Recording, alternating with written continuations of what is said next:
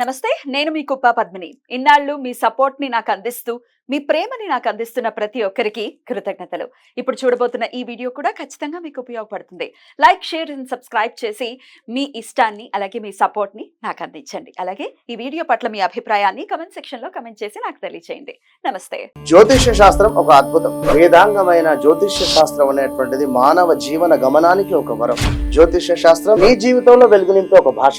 ఆ భాష నీకు అర్థమైతే ప్రకృతి నీతో మాట్లాడుతుంది. అస్ట్రాలజీ నేర్చుకోవాలి అనుకునే వారికి అద్భుత అవకాశం. మురళీధర శర్మ గారి అస్ట్రాలజీ క్లాసెస్ అతి త్వరలో మొదలు కాబోతున్నాయి. 100% జాబ్ గ్యారంటీ. వివరాల కొరకు సంప్రదించండి. నమస్తే, వెల్కమ్ టు అవర్ ఛానల్. నేను పద్మిని. ప్రస్తుతంతో పాటు ప్రముఖ ఆధ్యాత్మికవేత్త, వాస్తు జ్యోతిష పండితులు కేఎస్ఆర్ గారు మనతో పాటు ఉన్నారు. మాట్లాడదాం. సార్ నమస్తే. సార్ గ్రహ మార్పు అనేది జరగబోతోంది ఈ నెలలో. 3 గ్రహాలు కూడా రకరకాల మార్పులు అయితే చెందుతున్నాయి. కుజ, బుధ, శుక్ర.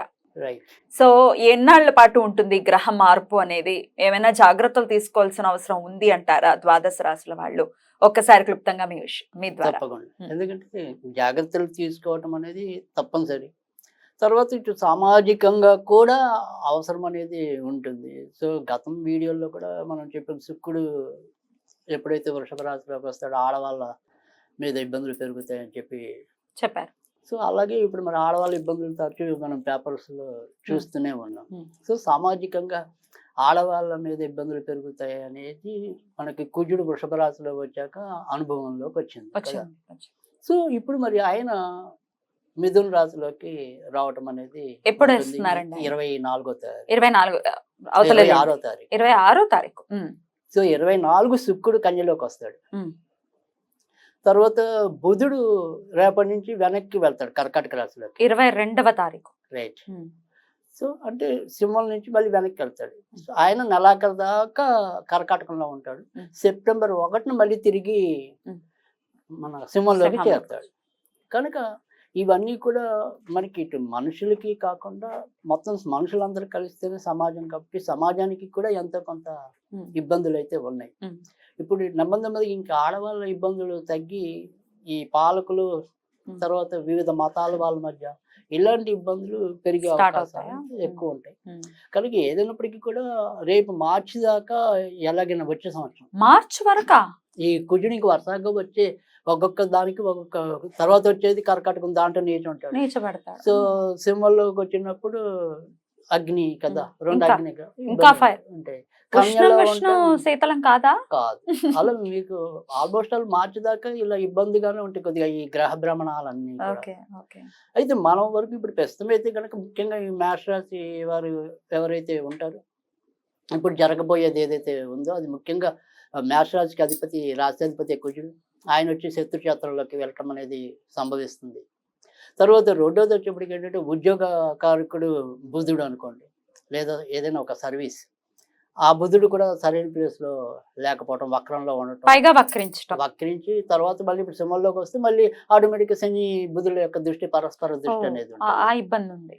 సో అందుకని వృత్తి ఉద్యోగాల్లో కూడా వీళ్ళు సమస్యలు ఎదుర్కొనడానికి. తర్వాత ఎంత మాట జాగ్రత్తగా ఉందాము అనుకున్నా కూడా వీళ్ళని గిల్లి ఏడిపించే వాళ్ళని పెరుగుతారు, లేదా వీళ్ళకే తొందరగా ఉక్రోషము, కోపము వచ్చేయచ్చు. కనుక మాట తీరులోనూ ప్రాబ్లమ్స్ వస్తాయి ప్రతి ఒక్కరికి, వాళ్ళకి అందరికీ వస్తాయండి. అంటే వ్యక్తిగత జాతకం మీద కొంతవరకు డిపెండ్ అయినా అధిక శాతం అయితే మాత్రం ఇదే ఉంటుంది. సో మాటను కంట్రోల్లో పెట్టుకోవాలి. వృత్తి ఉద్యోగాల్లో తొందరపాట్లు లేకుండా చూసుకోవాలి.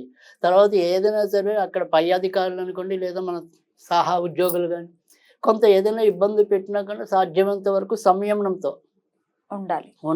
ఎప్పటి వరకు అండి ఇలా ఉండాలి? ఆల్మోస్ట్ ఆల్ 1 నెల అయితే ఉండాలి వీళ్ళైతే కనుక. ముఖ్యంగా కుజుడు కర్కాటకంలోకి వస్తే వీళ్ళకి ఇబ్బంది తగ్గుతుంది, దేశానికి ఇబ్బంది పెరుగుతుంది, కానీ కొంతవరకు పర్వాలేదు. అంటే నీ పాపగ్రహాలు నీచల్లో ఉన్నా కూడా మంచిదే అని మనకి పుస్తకాలు చెప్తున్నాయి. సో అందుకని అది కొంతవరకు పర్వాలేదు. సో కుజుడు అంటే యావరేజ్గా 40-15 రోజులు అనుకోండి. సో ఈ నెల కనీసం అనుకోండి.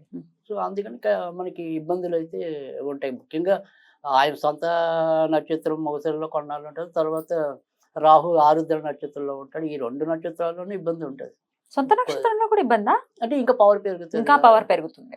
సో ఆయన కొద్దిగా శత్రుత్వం వహిద్దామంటే బలంగా శత్రుత్వం వహించడం అనేది ఉంటుంది బుధుడి క్షేత్రం కాబట్టి.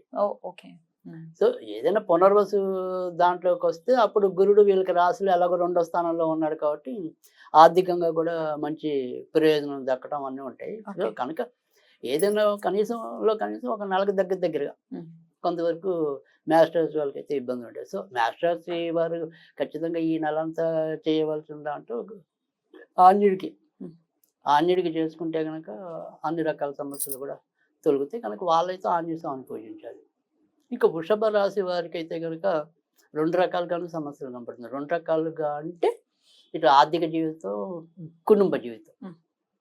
సో కుటుంబ జీవితంలో భార్యాభర్తల మధ్య సమన్వయం తగ్గిపోతుంది. తర్వాత రెండోది వచ్చేప్పటికి ఏంటంటే ఏదైనా సరే ఒక్కోసారి తాత్కాలిక ఎడబాటు ఉండొచ్చు. అంటే సపోజ్ ఆయన ఏదైనా డిప్యూషన్ మీద ఏదైనా ప్రాంతానికి తాత్కాలికంగా బదిలీ చేయడం, 10 రోజులు అక్కడ ఉంటే అంటాం, అక్కడ పనులు చూసుకురా అనేవి ఉంటూ ఉంటాయి కదా. సో అలా ఏదైనా ఒకసారి అవుతుంది. తర్వాత రెండోది మార్కెటింగ్ రంగంలో ఉన్న వాళ్ళకి ఏంటంటే తరచు ప్రయాణాలే చేయవలసి, ఇంటికి జీవితం తక్కువ గడపడం. ఎప్పుడు ఒక ఊరు వదిలితే ఇంకో ఊరు పరిగెత్తవలసిన పరిస్థితులు వీళ్ళు అవతలాలు కనిపిస్తుంటారు. సో అది ఆ రకంగా ఇంటి జీవితానికి దూరం అవ్వటం. సరే పోనీ ఇంత కష్టపడితే మిగిలే ఆదాయం ఏమైనా ఉంటుందంటే మిగలదు. ఎందుకంటే ఈయన మరి వ్యయాధిపతి వచ్చి 2వ ఇంట కూర్చుంటాడు కదా. సో అందుకని మళ్ళీ ఆయన సప్తమాధిపతి కూడా వ్యయంలో కనుక మంచిది కాదు. సో ఇద్దరి మధ్య సమతుల్యత, భార్యాభర్తల మధ్య ఏదో రకంగా సమతుల్యత అనేది క్షీణిస్తుంది. తర్వాత డబ్బు విషయంలో ఎంత జాగ్రత్తగా ఉందాము అనుకున్నా కూడా ఇబ్బంది అనేది ఉంటుంది. కానీ ఇదే సమయంలో ఉండే ఈ 15 రోజుల్లో ఒకసారి అనుకోకుండా మంచి పుణ్యక్షేత్రాలు దర్శించే అవకాశం కూడా వీళ్ళకి లభిస్తుంది. సో అదొకటి మటుకు కొద్దిగా ప్లస్ పాయింట్గా చెప్పాలి. మిగతా విషయాల్లో కొంతవరకు నెగిటివ్ అని చెప్పాలి. సో వీళ్ళు ఈ నెలలో చేయవలసింది ఏంటంటే కనుక సాధ్యమైనంత వరకు కూడా ఈ అష్టలక్ష్మి స్తోత్రం అనేది నిత్యం చదువుకుంటే మంచిది. ఒకవేళ స్తోత్రం చదవకపోయినా కనీసం లక్ష్మీదేవికి యాలకులు నివేదన చేస్తే కనుక తప్పకుండా వాళ్ళకి మంచి జరుగుతుంది. రైట్. ఇంకా మిథున రాశి. సో మిథున రాశికి వచ్చేప్పటికి ఇది కూడా కొద్దిగా ఇబ్బందిదే. ఎందుకంటే లగ్నంలోనే కుజుడు రావటం, తర్వాత రాశ్యాధిపతి ఎవరైతే ఉంటాడో ఆయన వక్రము, తర్వాత వచ్చేప్పటికి శని దృష్టి, పరస్పర దృష్టి. సో దీనివల్ల అనారోగ్యాలు పెరుగుతాయి. సో ఆల్రెడీ 6వ ఇంటి వాడు లగ్నంలో కూర్చుంటాడు రాశిలో. సో ఖచ్చితంగా రక్తానికి సంబంధించిన కానీ చర్మానికి సంబంధించిన కానీ ఇబ్బందులు పెరుగుతాయి, రోగాలు. తర్వాత వచ్చేప్పటికి ఏంటంటే ధనం అనేది కూడా వీళ్ళు దేనికో ఖర్చు పెడదాము అనుకుంటే వేరే దానికి ఖర్చు పెడతాం అనేది జరుగుతుంది. అంటే అక్కడ వృషభ రాశి వాళ్ళు ఏంటంటే వాళ్ళ సుఖాల కోసం ఖర్చు పెట్టుకోవటం అనేది నియంత్రణ లేకపోవటం అనేది అయితే వీళ్ళకి ఏంటంటే అనుకోని పరిస్థితులు. అంటే సపోజ్ ఈ 1000 రూపాయలు తీసుకొచ్చి రేపు పిల్లవాడి చదువుకి కడదాం అనుకుంటాం, ఫీజు కడదాం అనుకుంటాం. ఈలోగా రాత్రికి రాత్రి ఉన్నట్టుండి ఈవిడికి వచ్చిన అనారోగ్యానికి ఆ 1000 రూపాయలు వెళ్ళిపోతాయి. అయ్యో, ఎట్లాంటి ఇబ్బందులు. అంటే డబ్బు విషయంలో వీళ్ళు ఒకటి అనుకుంటే ఇంకో దానికి ఖర్చు అవుతుంది. సో అది ఒక్కోసారి వీళ్ళ చేతిలో లేనిది కదా. సో ఆ రకమైన పరిస్థితులు ఈ మిథున రాశి వారికి తట్టడానికి ఉంది ఎక్కువ అవకాశం. ఇంకా భార్యాభర్తల మధ్య కూడా చిన్న చిన్న కలహాలు ఉంటాయి. ఎందుకంటే ఇప్పటికే వ్యయంలో గురుడు ఉన్నాడు కదా, సప్తమాధిపతి. అందుకని ఇక్కడ మరి కుజుడు యొక్క దృష్టి ఇప్పుడు మళ్ళీ సప్తమ స్థానం మీద పడుతుంది. అందుకని భార్యాభర్తల మధ్య కూడా చిన్న చిన్న చికాకులు ఉంటాయి. తర్వాత వ్యాపార భాగస్వామ్యాలు చేసే వాళ్ళకి కూడా ఇబ్బందులు ఉంటాయి. కనుక వీళ్ళు సుబ్రహ్మణ్య స్వామిని ఎక్కువ పూజించారు. తర్వాత వచ్చేప్పటికి కర్కాటక రాశి. కర్కాటక రాశి వారికి మాత్రం వచ్చే ఇబ్బంది ఏంటి అంటే కనుక వారికి ఉద్యోగ కారకుడు ఇప్పుడు వ్యయంలో సంచరించడం అనేది ఉంటుంది, లేదా పంచమాధిపతి వ్యయంలో సంచరించడం అనేది ఉంటుంది. కనుక పిల్లల విషయం, తర్వాత చేసే వృత్తి వ్యాపారాల విషయం, ఉద్యోగం, వీటిలో ఏవో రకమైన ఇబ్బందులు పెరుగుతాయి. వీళ్ళు ఎంత నిజాయితీగా చేస్తున్నా, నిజాయితీగా అంటే ఏమంటాం, పళ్ళున్న చెట్టుగా రాళ్ళు పడతాయి అన్నట్టుగా వీళ్ళు చేసే ఏదైతే నిజాయితీ గల దక్షత, దానివల్ల వీళ్ళ మీద ప్రెషర్ పెరుగుతుంది. అంటే ఈ క్యాండిడేటే కరెక్ట్గా చేస్తుంది కాబట్టి ఆ పని అంతా వాళ్ళ మీద రుద్దటం అనేది. సో ఆ రకంగా వీళ్ళు వృత్తి ఉద్యోగాల్లో అలసిపోవడం అనేది, ఆ అలసిపోయిన ప్రభావం ఇంటి మీద చూపించడం, అంటే అకారణంగా భావోద్వేగాలకు లోనవటం. సో దానివల్ల ఇంట్లో కూడా ఏవైనా సరే చిన్న చిన్న కలతలు రావటం. అయితే ఇక్కడ ఎంత కలతలు తెచ్చినా వీళ్ళు మళ్ళీ తొందరగా కాంప్రమైజ్ అయ్యే గుణం అనేది అయితే కర్కాటక రాశికి ఉంటుంది కనుక మళ్ళీ తొందరగానే వాటిని పరిష్కరించుకోగలుగుతారు. బట్ వస్తుంది తాటాకు మంటలాగా అంతే. తర్వాత వచ్చేప్పటికి సంతానం ఉంటే ఆ మొదటి సంతానం రెండో సంతానం కన్నా కూడా మొదటి సంతానం లేదు ఏకైక సంతానం అంటే ఏకైక సంతానం. వీళ్ళకి కూడా మధ్య మధ్యలో ఏవో ఒక రకమైన అనారోగ్యాలు వస్తుంటాయి. కనుక వీళ్ళు కూడా ఈ నెలలో ఎక్కువ చేయవలసింది ఏంటంటే కనుక వీళ్ళు నరసింహస్వామికి సంబంధించి చేసుకోవాలి. అవకాశం ఉంటే ప్రతి గురువారం కూడా కొద్దిగా పానకం నివేదన చేస్తే కనుక తప్పకుండా మంచి ఫలితాలు రావటం అనేది ఉంటుంది. ఇంకా సింహరాశి వారికి వచ్చేప్పటికి మాత్రం ఇది కొద్దిగా మంచి పరిస్థితిగానే కనిపిస్తోంది. ఎందుకంటే ఇటు వచ్చేప్పటికి లాభంలో కుజుడు చేరటం అనేది సరే టెంపరీగా మనకి వేళ్ళ బుధుడు ఉన్నప్పటికీ అంటే ఖర్చులు అనేది సద్వినియోగం అవటం అనేది ఉంటుంది. అంటే సపోజ్ మనం పెట్టి ప్రతి పైసాకి ఒక లెక్క ఉంది అని, సో ఆ లెక్క లేనితనం అనేది తగ్గుతుంది. సో అందుకని అది ప్లస్ పాయింట్ గానే ఖర్చు ఉన్నా కూడా. తర్వాత వచ్చేప్పటికి ఏంటంటే భాగ్యాధిపతి చతుర్థాధిపతి లాభంలోకి రావటం వల్ల ఖచ్చితంగా ఇల్లులు కొనుక్కోవాలి, లేదు భూములు అమ్మాలి, ఇలా ఏమైనా సరే గృహానికి సంబంధించిన విషయాలు ఏవైతే ఉంటాయో ఇప్పటిదాకా పెండింగ్ పడుతూ ఉంటే కనుక అవి తప్పకుండా ముందుకెళ్ళటం అనేది అయితే ఉంటుంది. తర్వాత రెండోది ఏంటంటే ఆడవాళ్ళకి చాలా మందికి కుజుడే పెళ్లి కారకుడు అవుతాడు జనరల్. అందుకని ఇక్కడ అనుకోకుండా కొంత శుభకార్యాల కోసం వేచి ఉన్న ఈ సింహరాశి వాళ్ళు ఎవరైనా ఉంటే ఒక్కోసారి ఉన్నటువంటి సంబంధాలు కుదిరిపోవడానికి కూడా ఆస్కారం ఎక్కువగా కనిపిస్తుంది. కనుక అది కూడా వీళ్ళకి ప్లస్ పాయింట్ గానే చెప్పాల్సి వస్తుంది. అయినా కూడా ఇంకా మంచి అనేది ఏదైనా జరగాలి అంటే కనుక ఈ సింహరాశి వాళ్ళు ఈ నెలంతా కూడా ఎక్కువ వెంకటేశ్వర స్వామికి సంబంధించిన పూజలు చేసుకుంటే తప్పకుండా ప్రయోజనం ఉంటుంది.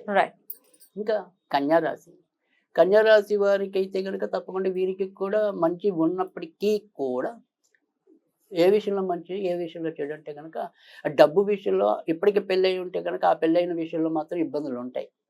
ఎందుకంటే ఇక్కడ ముఖ్యంగా వీళ్ళకి డబ్బుకి సంబంధించిన కారకుడు ఎవడైతే ఉంటాడో ఇప్పుడు మనకి నీచంలోకి వస్తున్నాడు, కేతువుతో కలిసి ఉంటాడు. అందుకే భార్య భర్తలు ఒకటి, తర్వాత వచ్చేప్పటికి డబ్బుల విషయం ఒకటి, ఈ రెండు విషయాలకి కూడా మంచిదిగా ఉండదు ఇప్పుడు కన్యారాశి వాళ్ళకి.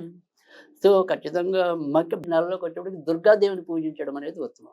రైట్ అండి, అద్భుతంగా వివరించారు. అయితే 6 రాశుల గురించి సవివరంగా తెలియజేశారు. ఏ విషయాల్లో ఇబ్బందులు వస్తాయి, ఏ జాగ్రత్తలు తీసుకోవాలి, ఏ పరిహారాలు చేసుకోవాలి అనేది. ఇక నెక్స్ట్ వీడియోలో తుల నుంచి మీన రాశి వరకు కూడా తెలుసుకుందాం. తప్పకుండా. Right sir, thank you so very much. నమస్తే.